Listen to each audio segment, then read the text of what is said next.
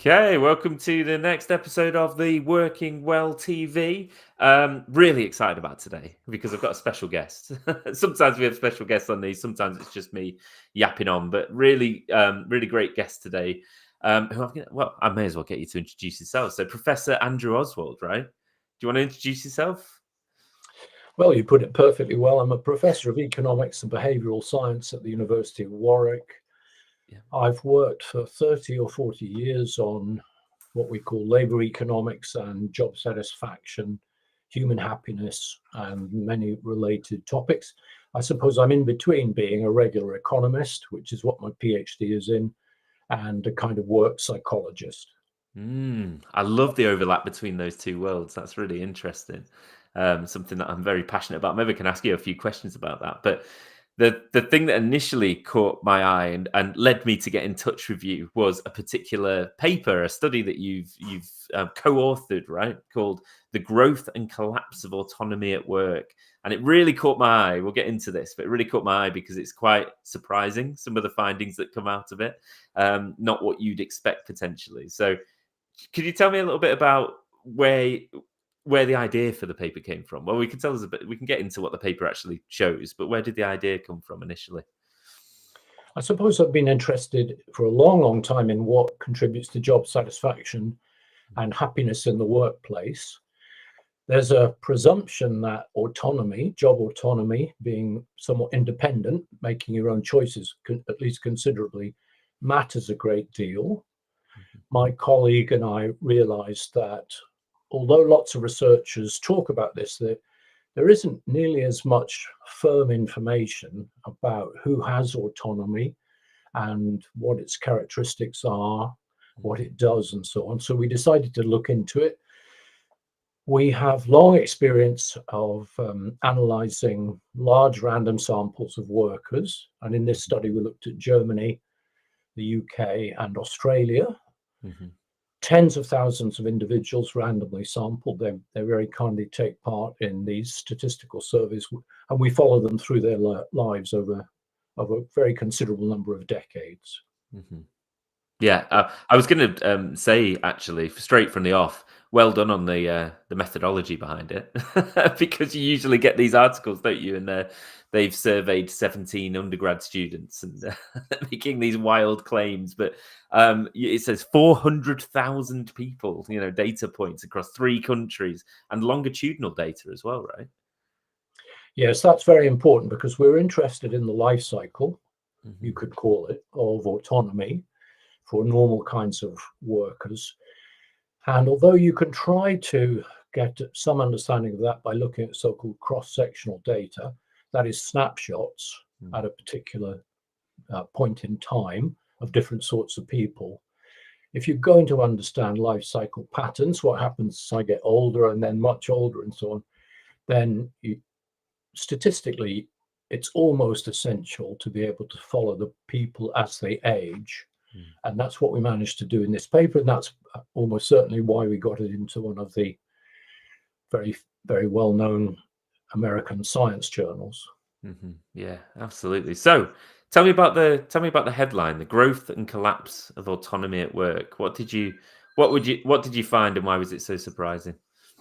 Yeah, the punchline was a surprise to us, maybe even to say shock wouldn't be too strong a word. We assumed that it would be older people who reported the most autonomy.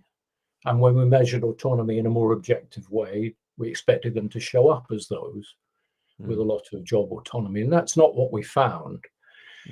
In fact, autonomy in these Western countries seems to peak right at the end of the 30s, say around age 40. Those are the groups in working establishments, regular jobs.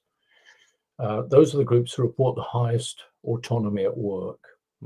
And at first we thought we'd coded things upside down in some way. We didn't believe our own results. We started with one country. Of course, we eventually realized that we hadn't made a coding mistake.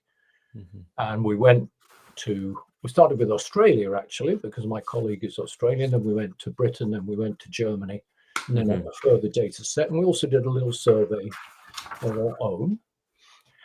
So remarkably, it's people in very early middle age who have the highest autonomy.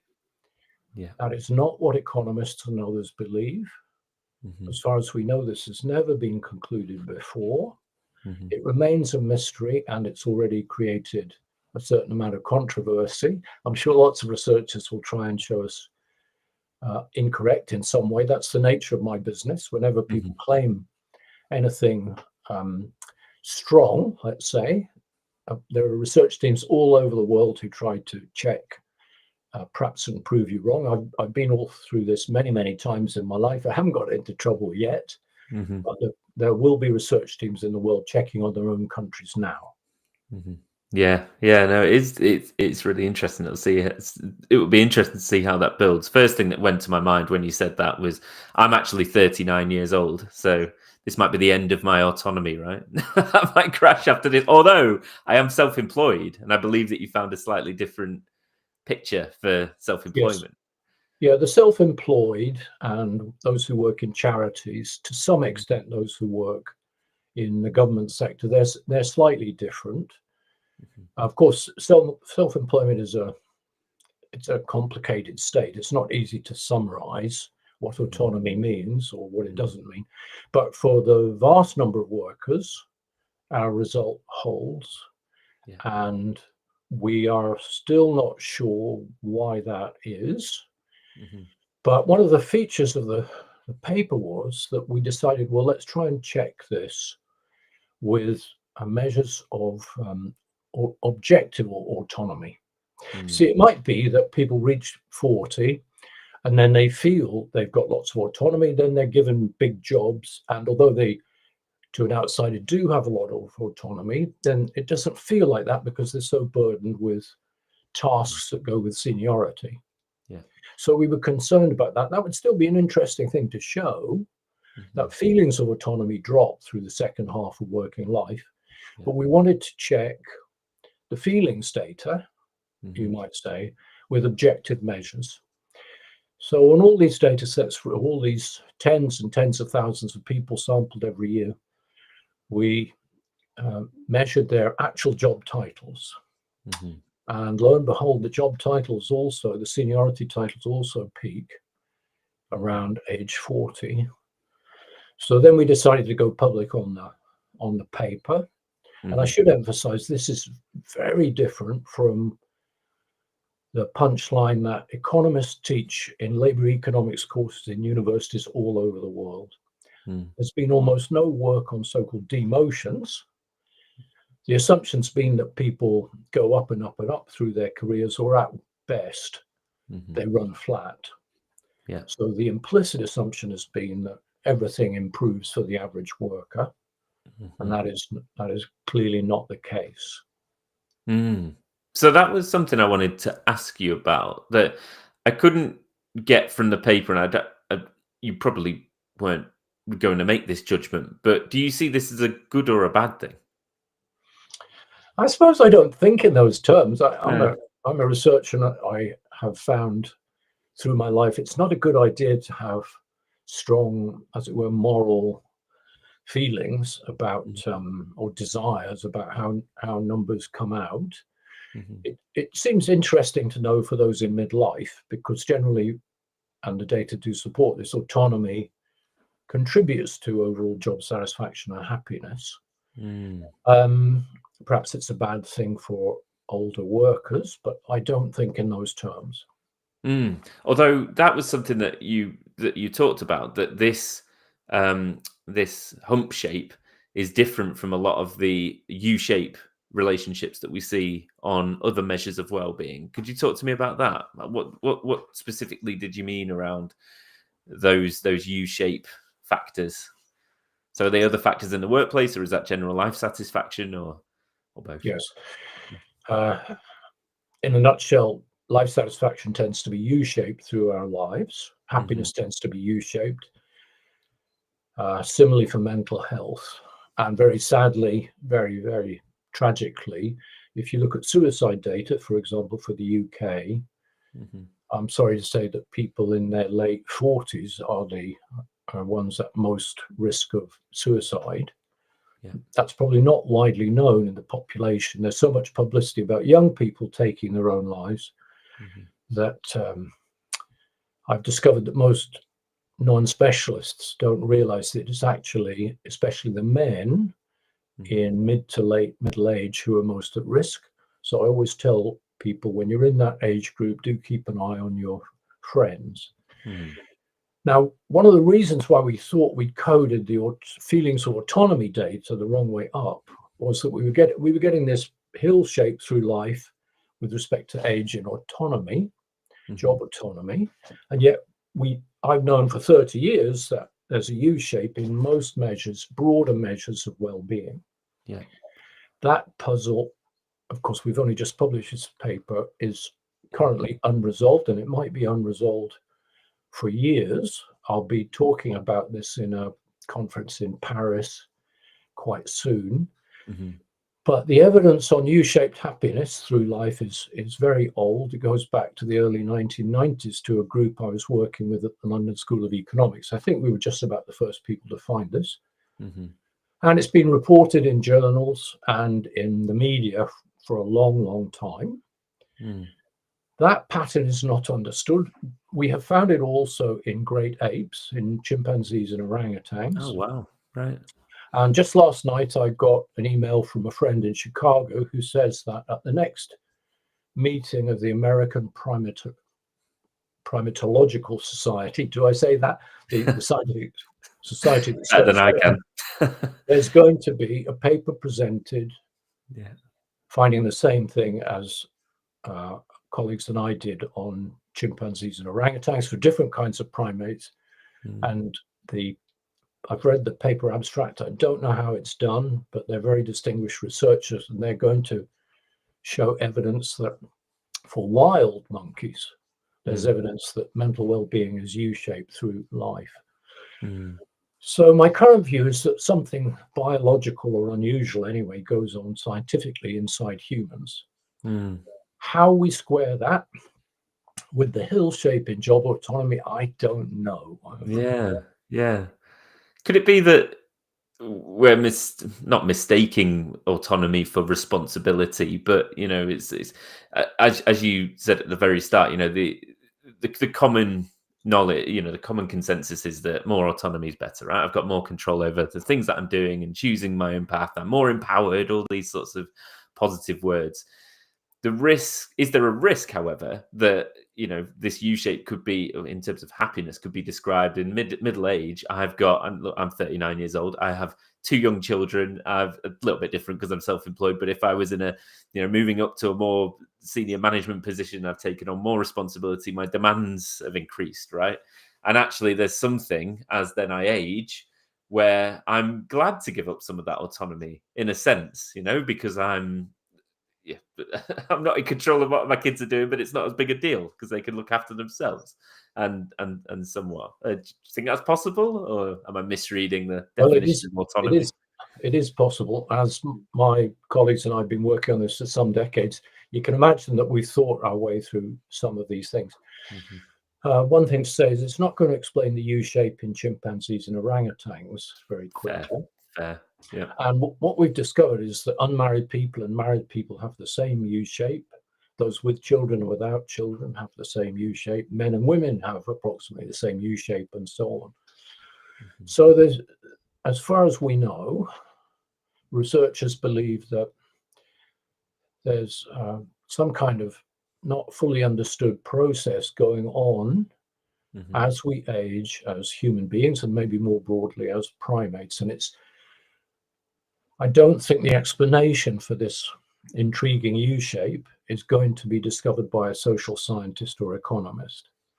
I think the explanation is going to be discovered by a natural scientist, maybe to do with brain science, something to do with physiology. I don't know. But the email I got overnight from Chicago saying that American primatologists are going to support the U-shape in their sample of wild monkeys, that made me think, this is not going to be a social science phenomenon. Yeah, I got you.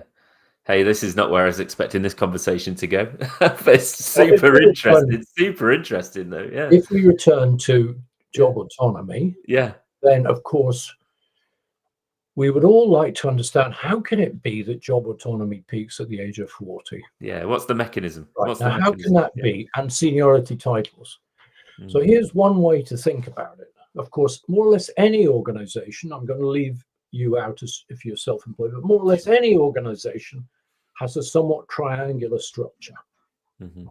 There tends to be one CEO, if we think of it that way. And as you go down, the base of the pyramid gets broader. Mhm. There's only one vice chancellor in my university. There's a bunch of senior professors, mid-rank professors, and so on. Mhm.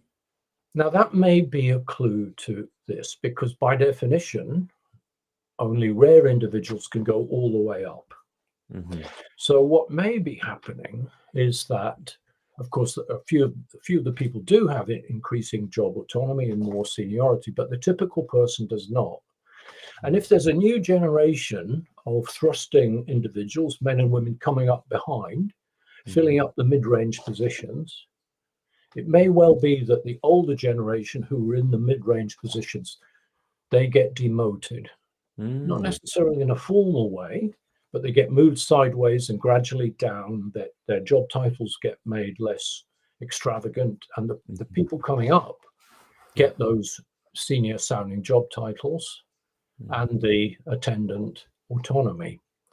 So that sort of work life cycle in an establishment, that might help us understand the triangular nature as you go up organizations. Interesting. We can't prove that. Mm.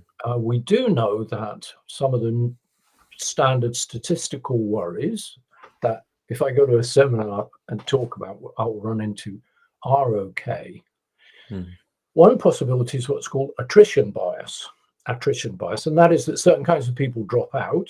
Maybe they take retirement or they do something else, and then you get a misleading picture left, but you're not comparing like with like.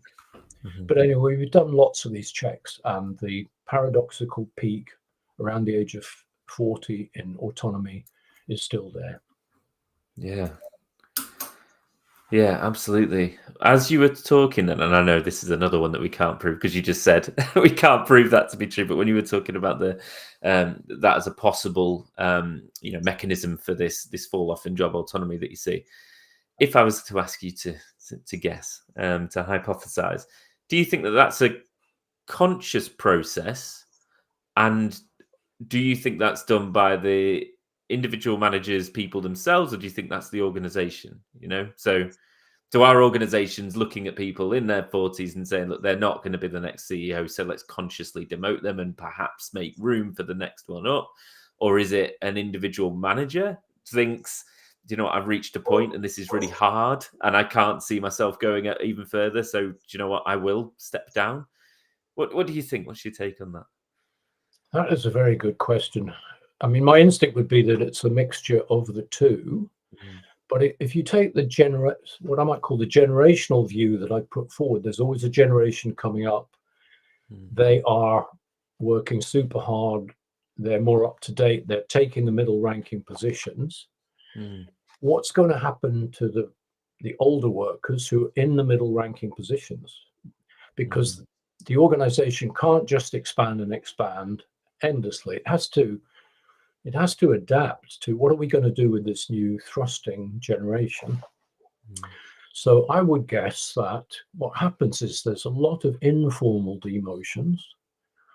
And the reason that labor economists don't understand this very well is that people don't talk about it. And we don't do surveys in general asking, have you ever been demoted in an informal sense? Formal demotions are not that common, but informal demotions almost certainly are. And because my colleague teaches MBA students at Warwick Business School, we collected data on some hundreds of those MBA students. And we asked them questions about whether they'd known in their working lives people being demoted. Oh, I saw that. Yeah. It turned out to be far more common than has been assumed. Yeah. So one way to think about the processes inside workplaces is there's a lot more dynamics going on than you might think. And there's a lot more people who find in their late 40s and 50s that life's harder than they had imagined because they might still be with the same employer. And we check that most people are not leaving their employers as they lose autonomy. But perhaps even by definition, they can't keep going up. Not many of them can keep going up. Yeah. You mentioned informal demotion. Does that come with a pay cut, or is it demotion in terms of management responsibility? Yes, we have looked into pay, and yes, there is some reduction in earnings.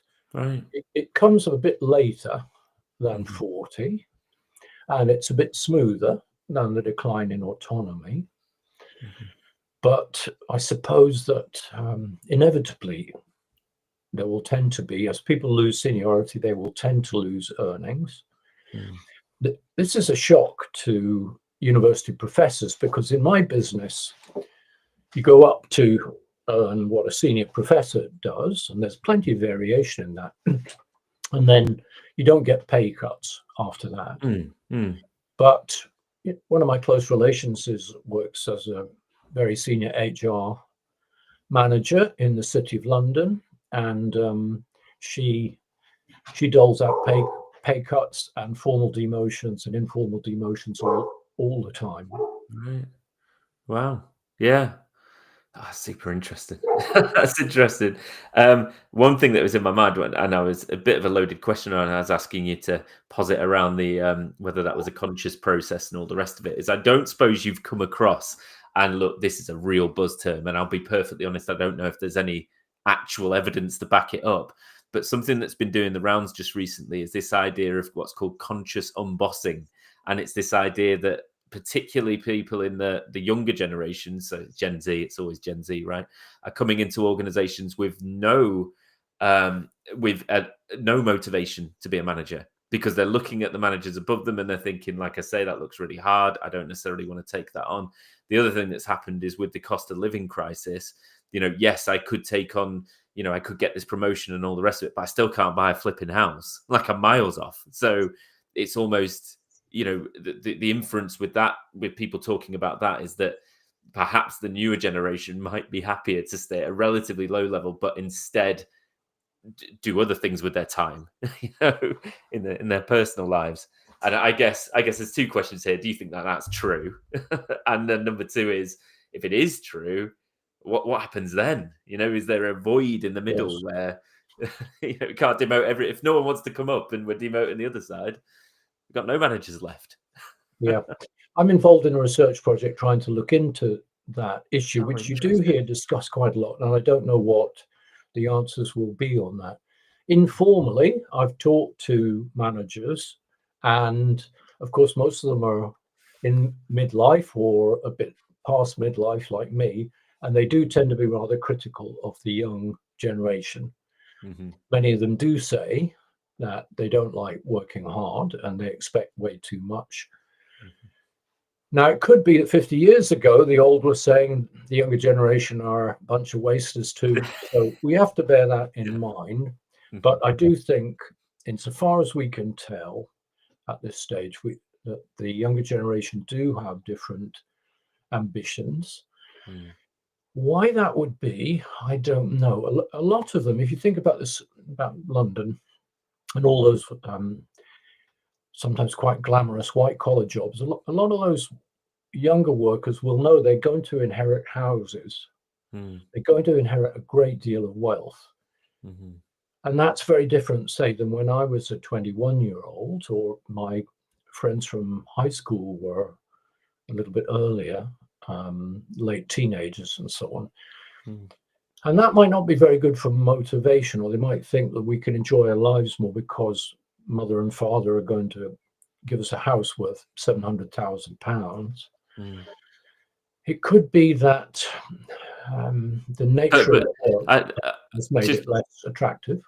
Yeah, just very quickly on that one. But there's two sides to that, as I was saying before. Absolutely, I might just wait 20 years until my parents give me their house.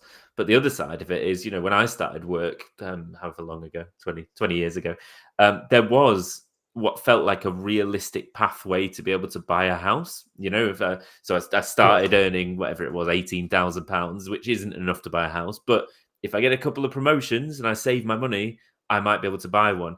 Nowadays, they're looking at the housing market and they're like, flip it, you know, I'd need to get 10 promotions to be even able to get on, you know, to get a foothold in the housing market, because the disparity between pay and how much houses cost is hugely increased. So maybe it's two things happening at the same time. So you think that, and then you think, well, my parents have got a £700,000 house. Maybe I'll just wait for that one. Perhaps, I don't know. Yes, that makes a lot of sense. And certainly I was the same when I was a young lecturer. Of course, I thought I'd better get promoted so we can move from a flat to a proper house and so on. I would be cautious just on one aspect of what you said, though. It's a very interesting point you've made, and that is that many, many young people, not just those inheriting fancy homes in London, will get housing capital from their parents. So they will get houses, or at least very large numbers of them will. It's just that because lifespan has gone up, they will get them a lot later, and they're going to have to rent more. I think it's a good idea to have a large private rental market. Not many people understand that the country with the largest private rental market is Switzerland. Switzerland is also one of the richest countries in the world, and on some measures, maybe even the richest country in the world. Yeah. What you need, in my opinion, to make the labour market work well, because young people and others, they have to be able to move around to take jobs. I think we need a much larger private rental market. Before the Second World War, in fact, most people lived in private rental housing in this country. That's also not widely known.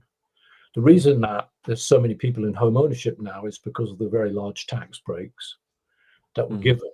It was a one-way bet to buy your house, and then just you reap all these tax-free capital gains.